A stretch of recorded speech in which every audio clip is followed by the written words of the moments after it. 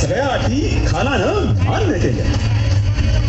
तुमची वेळ ठरली. महाराज शामियानाकडे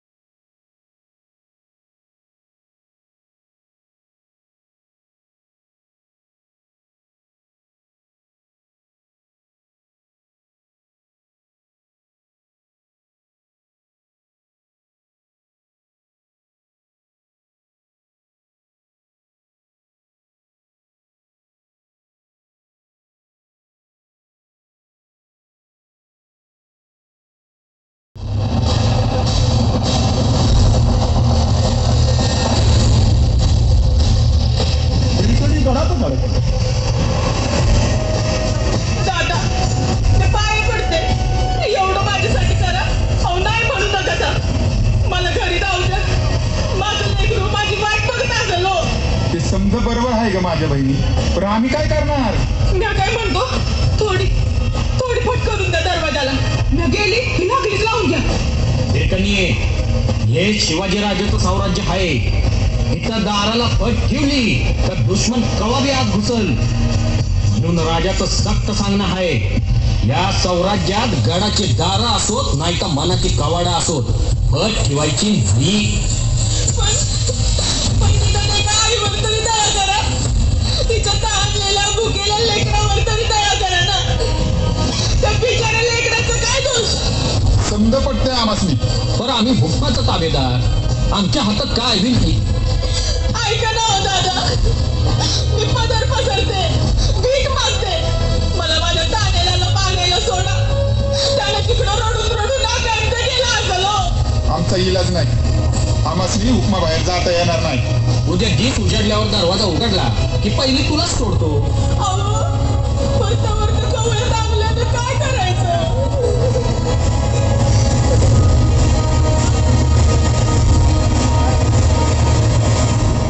मध्ये आई तळमळू लागली, कासावी सवू लागली.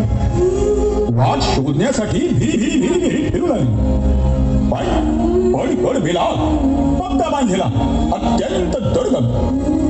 काय करावं, कसं करावं? शेवटी आई पण जिंकलं.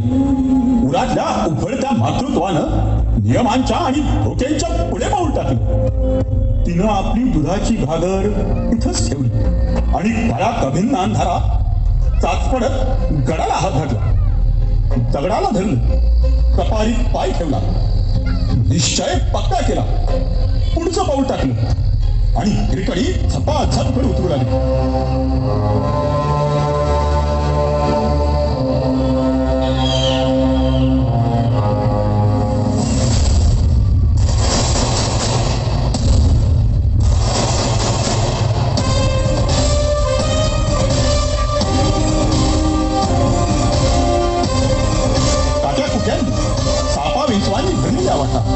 हाच खरे कपारी, पण हिरकणीला कशाचं भान नव्हतं. तिच्या पुढे होतं फक्त तिचं भान.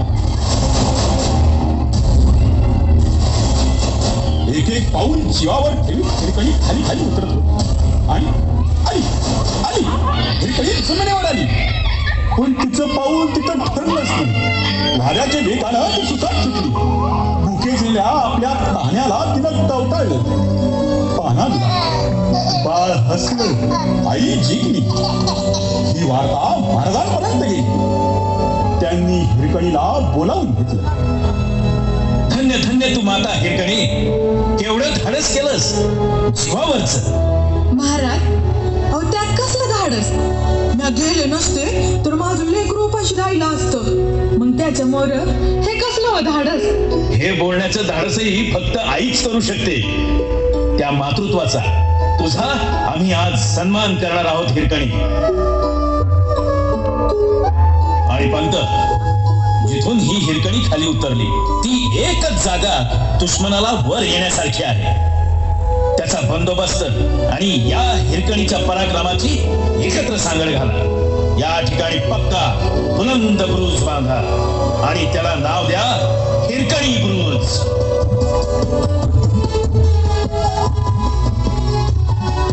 शत्रूशी तिखट भावानं भाडेदार आणि कर्तव्यात कठोर असणाऱ्या महाराजांकडेही माणसाचं मत होतं. मुद्रेवर दाखवता येत नसली तरी अंतरंगात कणव होती. ती दिसली त्यांच्या एका जीवलगाच्या अखेरच्या दिवशी. अव का म्हणजे आपल्या साम्राज्यासाठी. पण त्यामुळं तुझ्यासारखी कितीतरी तोला मोलाची रत्न गमवावी लागतात रे. आज आता तू कुठे निघालाय शिवा? त्या जव्हारला आणि फाजल खानाला फसवाया. पण त्यांना फसवता फसवता तुझ्या पाठीशी प्रत्यक्ष मरण उभं राहणार आहे. हात त्याच्या. अव मग त्याला कोण भेटतो? त्या आज ना उद्या येणारच आहे. पण महाराज, साम्राज्यासाठी येणाऱ्या मरणाला भाग्य लागता या, आणि ते माझं आहे. जय भवानी. कमाल कमाल आहे या मराठमोळ्या मातीची. या मातीतून मन उगवतात, ती सुद्धा तेजाचा स्पर्श घेऊन. आणि म्हणूनच माणसं अशी मृत्युंजय होतात, मरणाचं भय ओलांडून जातात. भय भाग्य म्हटलं मी महाराज. तुम्ही काय वाटून घेऊ नका सा. अव 100 वर्ष जगलो असतो तर शिवा काशीत म्हणूनच मेलो असतो. पण आता आऊट घटकेचा शिवाजी म्हणून गेलो तर किती बी वर्ष झाली तरी जिद्दच राहील. जगदंब जगदंब.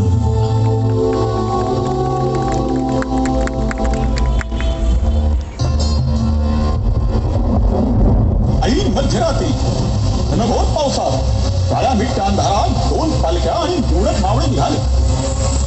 मावळे जीवाच्या आकांताला पालखी पळवत होते. महाराजांना ते पाहत नव्हते. ते उतरायला बघत होते, पण बाजी प्रभू देशपांडे आणि मावळे त्यांना उतरू देत नव्हते. एकूण राग रंग पाहून बाजी प्रभूंनी अचानक पालखी थांबवली.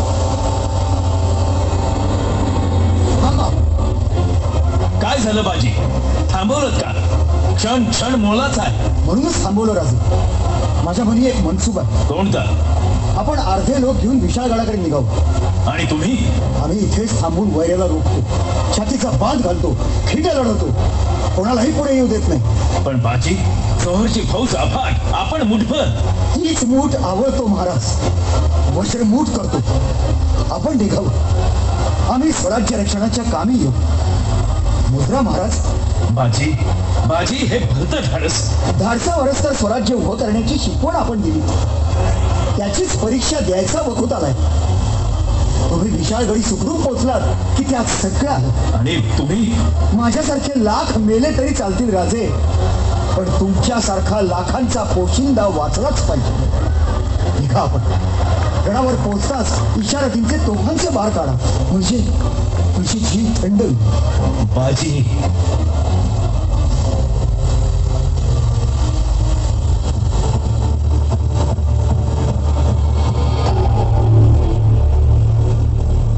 माझ्या मर्दांनो, चला रे, बकरी आली, बकरी तोडायला चला. अरे अरे अरे अरे. चौहरच्या फौजेचा येणारा लोंढा मावळ्याने अंगावर घेत अडवला. शस्त्रांना शस्त्र भिडली, शंका भांडला. अरोळ्या किंकाळ्यांनी आसमंत भरून शहारून थरारून गेला. बाजींची संशय बेभान दरकत होती. पायाशी मुलक्यांचा खच पडत होता. भयंकर खवळलेले, चवदाळलेले, रक्तानं झालेले बाजी प्रभू साक्षात विक्राळ काळभैरवासारखं थैमान घालत होते. शत्रू थक्क झाला होता. राखडी भारत होती. शत्रूला नवी कुमक येत होती. बाजींच्या तलवारी खाली त्यांच्याही रक्ताची कळ चिंतत होती. तेवढ्या धैर्याचा घाव वरवी बसला. ही बाजींच्या छातीतून रक्ताचं फळच फुटलं. बाजी कोसळले. यमाच्या अंगणात पाऊल ठेवण्या आधी स्वराज्याच्या अंगणातले तोफांचे बार ऐकू यायला हवे. माझे महाराज गडावर सुख. वा वा वा. जय शंभू, जय तुळजा भवानी. माते शिवाजीराजाला वाचवलं. आता पवित्र हिंदवी स्वराज्य निश्चित वाचणार. महाराज या बाजीचा शेवटचा मुजरा. हर हर महादेव, हर.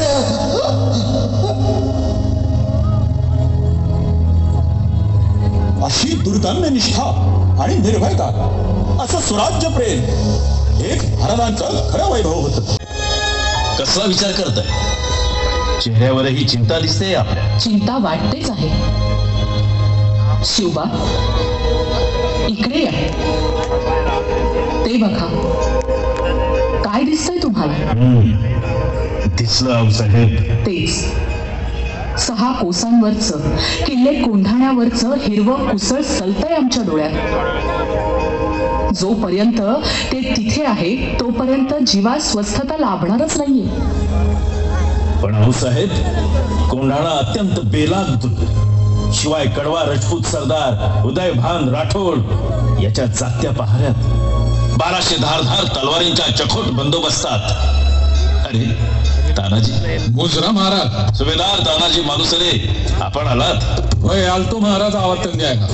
रायबाचं लगीन काढलंय. अरे वा. मालुसऱ्यांच्या घरच्या लक्ष्मीला आशीर्वाद द्यायला नक्की येऊ आम्ही. मुहूर्त कधीचा आहे?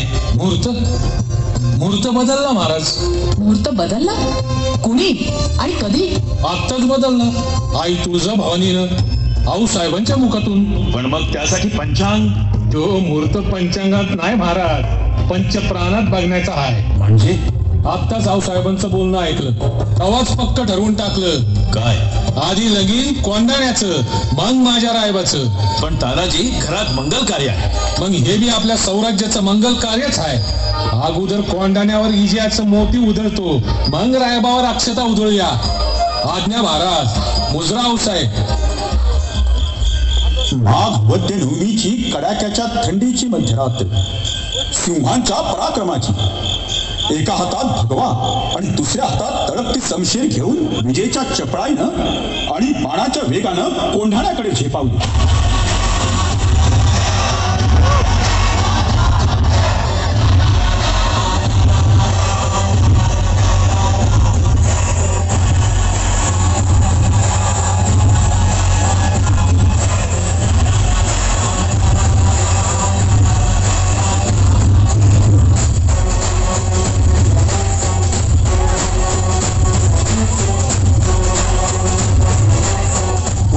ही खबर झाली. त्यानं सैन्य तयार केले. दोन्ही बाजू परस्परांना भिडल्या. महाभयानक रणकंदन माजलं. त्यातच भडकलेल्या युद्धाच्या आगीत पराक्रमाची शर्त करताना तानाजी आणि उदयभान एकमेकांसमोर आले. भयंकर भडकून चाल करून गेले. लढताना तानाजींची ढाल तुटली, पण त्या रणबहादरानं झुंज सुरूच ठेवली. कौशल्याची परमावधी केली आणि एका क्षणी तानाजींचा जबरदस्त वाद उदयभानावर कोसळला. त्याच वेळी द्वेषात आणि वेगात खाली येणाऱ्या उदयभानाच्या तलवारीचा तानाजींच्या मर्मावर आघात झाला. दोघेही जमिनीवर पडले. सुभेदार तानाजी पडले अशी हकाटी झाली आणि मावळ्यांचा धीरच खचला. ते पळू लागले. हाती येत झालेला विजय दिसू लागला. तेव्हा वीर तानाजींचा शूर भाऊ सूर्याजी आवेशानं पुढे धावला. त्याने गडाला बांधलेले दोर कापून टाकले आणि मावळ्यांना म्हणाला, अरे धूत तुमच्या दिनगाणीवर. अरे इथं तुमचा मर्द सरदार लढत मरून पडलाय आणि तुम्ही रडत बांगड्या भरायला पाहताय. लाज वाटली पाहिजे जीवाला. आपण शिवाजी महाराजांची माणसं पळपुट म्हणून ओळखायला पाहिजे काय जगात आपल्याला. अरे खऱ्या आईचं दूध प्याला असाल तर उत्तर शस्त्र बोला.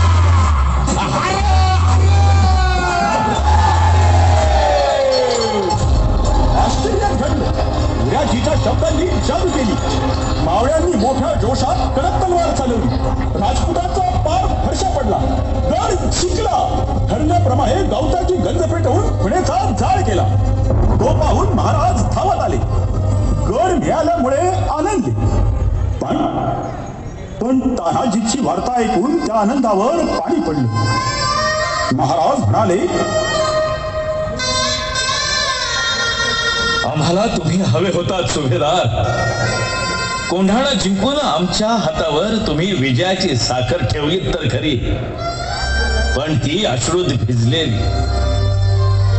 सुभेदार, स्वराज्याचा स्वातंत्र्याचा संकल्प करावा तो तुमच्या सारख्या इमानी राष्ट्रभक्तांच्याच जीवावर.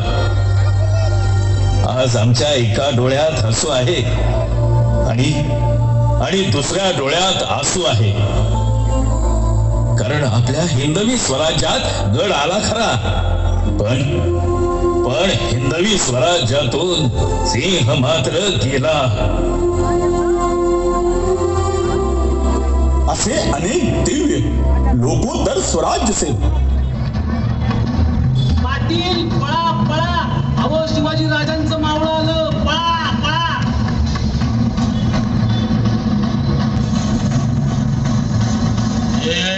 अरे सोड म्हणतोय ना. अरे म्या पाटील आहे पाटील. रांजाचा पाटील म्हणतात मला. अरे सोड.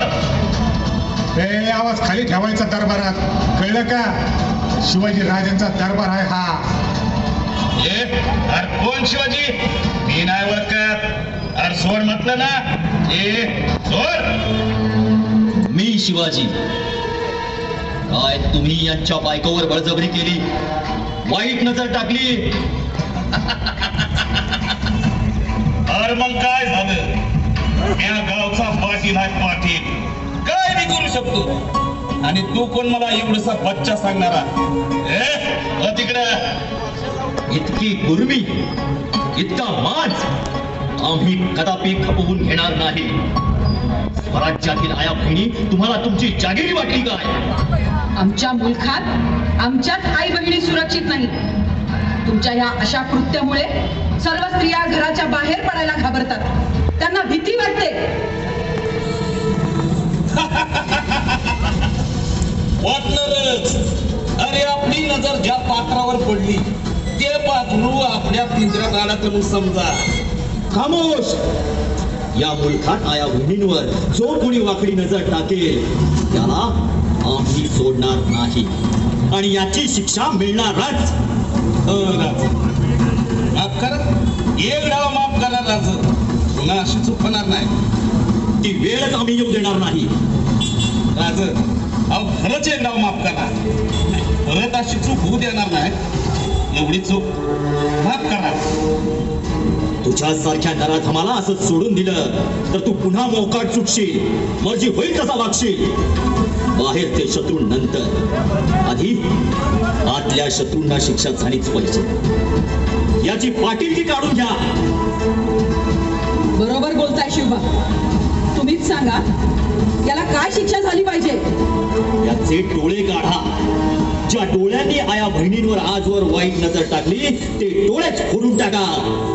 नाही राजा, राजा नाही राजा, असं नका करू राजा. राजा मी तुमच्या पाया पडतो.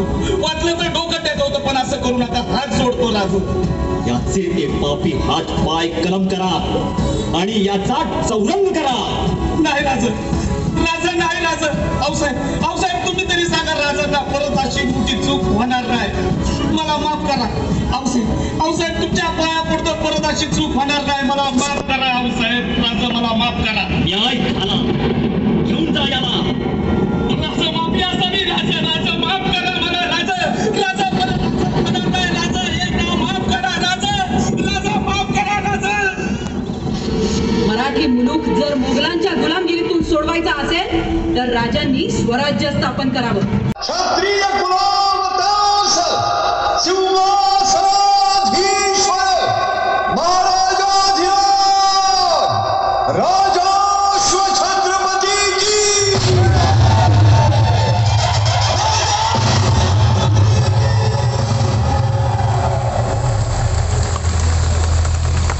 माझ्या लेकरांनो, असा आमचा काळ.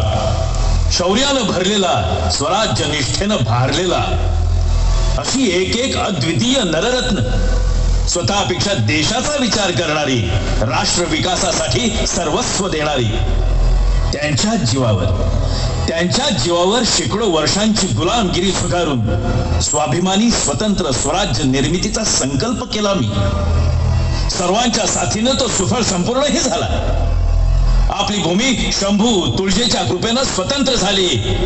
पुन्हा ती पारतंत्र्यात गेली. पण क्रांतीवीरांनी पुन्हा भारत स्वतंत्र केला.